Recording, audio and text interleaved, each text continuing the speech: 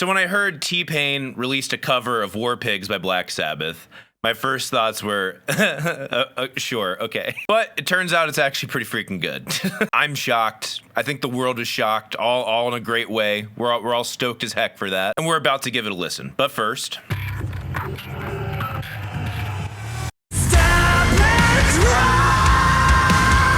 My band Crusade is doing a show April 23rd in Nashville at the East Room. Doors at 7, or the show starts at 7. I don't know. It says 7 p.m. on the poster, so I assume get your ass there at 7. If you're in the area, or if you're remotely close to the area, please come on by. If I had to do a cost-to-benefit ratio, I'm willing to go out on a limb and say a 2-hour commute is not outside the realm of getting your value's worth. Come see us play. Come meet me. Come meet the rest of the band. We're excited to see you. And there's also a good likelihood you can meet my co-host of my podcast, the Awful Music Podcast, Casey Sable. Would love to see you guys there. Let's get into T-Pain.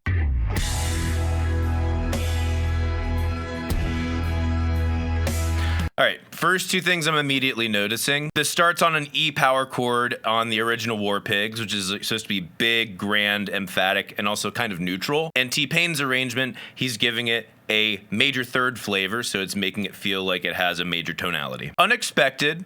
Kind of a cool way of recontextualizing it. And we'll see as we go through this cover, there's a lot of really cool harmony recontextualizations. The other thing I'm noticing, it seems as though they're having a ton of distortion on the transients of the drum hits. I'm mixed on this because if I listen to them through my CLA 10s, I'm like, ugh, that doesn't sound very appealing. But if I listen to them on here or on my focals, I'm like, okay, that's kind of cool. It's a nice texture. All in all, I think the approach is to try and bring a newer tech flavor to the old, crappy, problem-filled production of the old classic rock. Like, Black Sabbath's production is never a thing to really be praised, let's be honest. And it's trying to capture some of that spirit while also doing it in a way that satisfies a sound engineer. All in all, I dig the approach, absolutely. Also, besides that big transient hit, I'd say the rest of the drum tone feels kind of dry, thumpy, thuddy, and it's really pumping the hell out of that master bus. Again, kind of makes it feel uneven, a little dirty, kind of cool. I dig.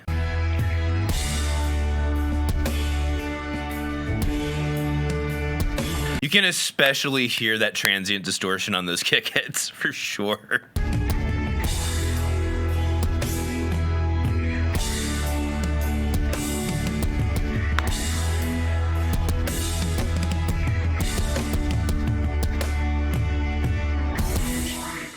All right, here we go.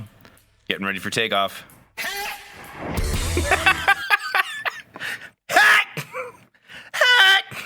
I'm in. At this point, it's just like we're abandoning logic. We're going straight for the soul. That's what it is. It's great. I'm in.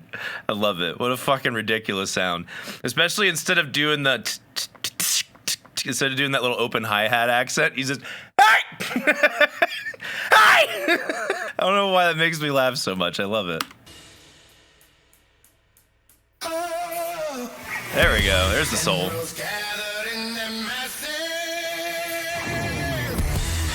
Okay. Wow. First things I'm noticing. One, thank God he didn't do that stupid fucking tightly auto-tuned bullshit that he was known for. I always hated that, never liked it. I understand years later now that it's trying to kind of evolve some of that funkadelic kind of sound where they used like vocoder type of vocals or shit like that, and that was T-Pain kind of taking it that direction. I just always fucking hated it. His natural voice sounds awesome. So much soul, fucking attitude behind it, and it sounds like they might be running his voice through a guitar amplifier. I could be wrong, but it certainly sounds very similar to when you run vocals through a guitar amplifier. I should have an example here of Anthony Vincent doing that. He's done it a few times. This is going to save me time from demonstrating myself, because why does it matter?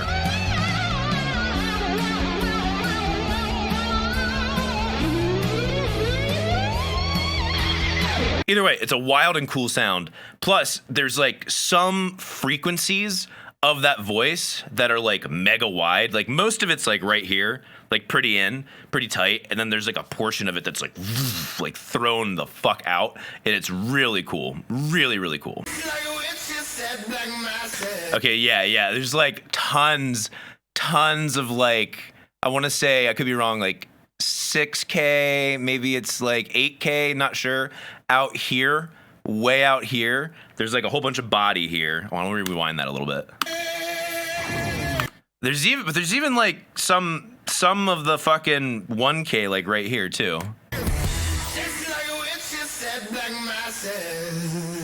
I don't know, it's hard to say. Either way, it's wide as hell, and it's a really interesting approach to vocals.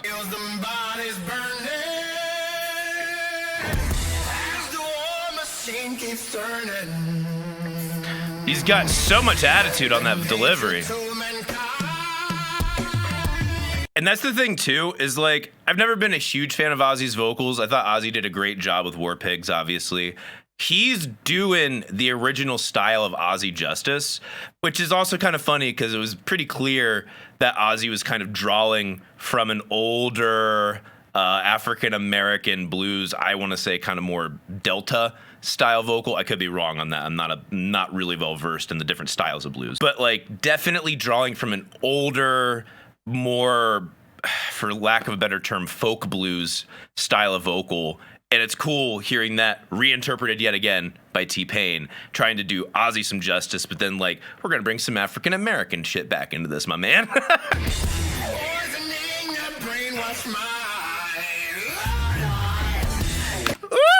Whoa, no! I can't even get up there. I mean, I can, but like not right now.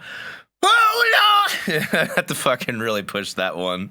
I have to fry super hard. Damn, that's cool.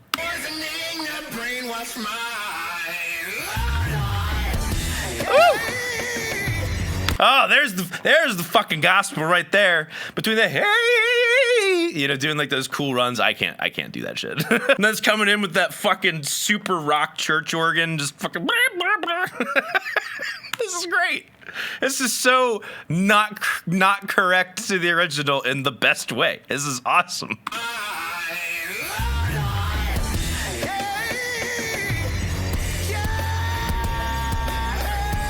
Okay, more reharmonization in such a weird way that I think is a beautiful mix between the original, I guess you could call it heavy metal, but in this case, really, I think it's better to think about this cover in the context of hard rock. In that original hard rock flavor with this new gospel interpretation of chord harmony going down, this is super cool.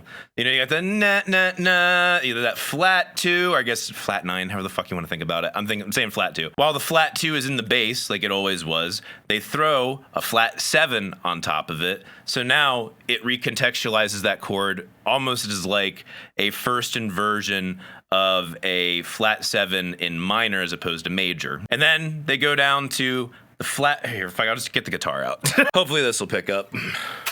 So normally it'd be like the, but we're getting closer to something like a, so then they do this flat 6, which would be a major chord, but normally you'd think about it in this key as a major 7. But they give it the flat 7, and then they do the dominant 5/7. Jeez Louise. Fun as hell. Again, bringing that funkadelic flavor back into it.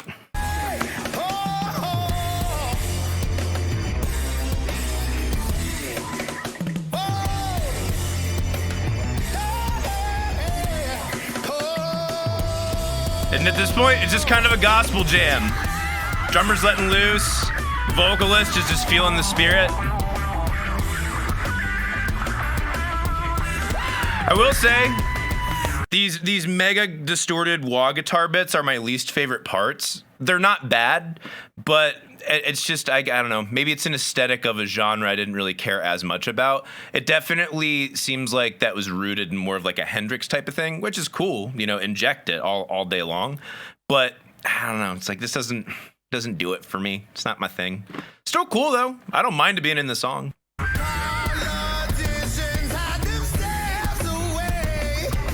Ooh. That fucking bass. That bass is awesome. It's like pretty crushed, like compression wise. It's compressed very heavily with just mostly low end. That's a really interesting sound design. I mean, considering how much distortion is happening everywhere and how much stuff is playing around in the mid range, I could see, just for engineering sake, just trying to keep it out of the way as much as possible. But also just doing that function from a practical standpoint and then making it sonically interesting and kind of creative is really cool. Really, really cool sound design on this.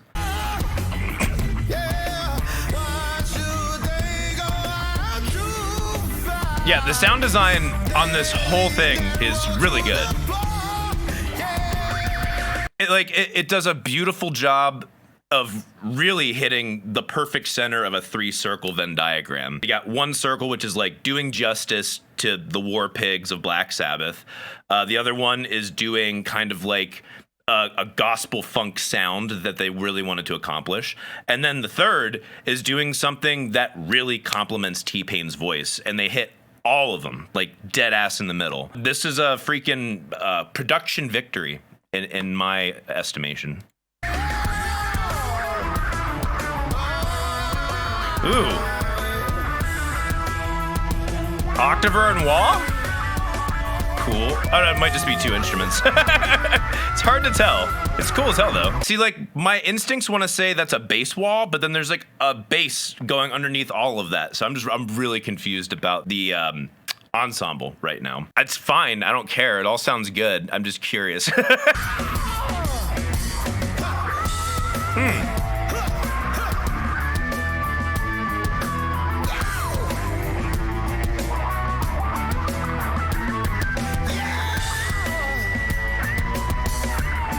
Yeah, I'll be honest, not a huge fan of the guitar. I don't hate it.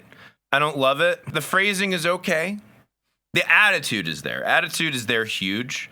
But you don't get it as much just because it's so filtered through that distortion. But it's whatever, Again, I'm take it or leave it on that. I don't think it ruins the track by any means.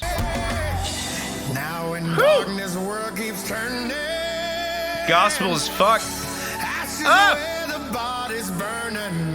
love that reharm. I haven't sat down and figured it out. Like, obviously there's like major 7s in there, which is like all juicy and delicious. Is that a 6 major 7? I believe that first one is. I'm not sure. Either way, fuck it. We'll move on. Point is, love it. Day of judgment, God is calling. Love it. On the knee, the war pigs crawling. The lounge. That 1 major 7.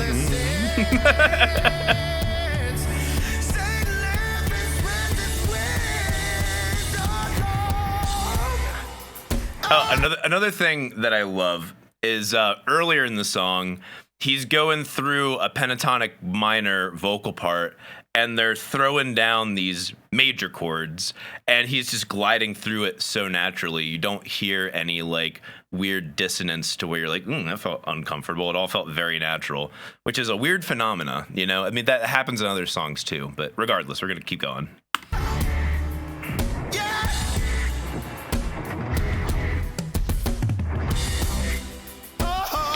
You can hear how much fun they had with this, and I'm like jealous of that amount of fun.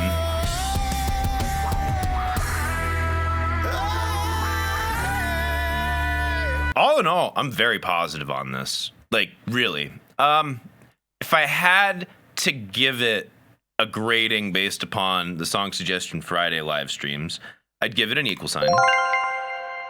But, for sure.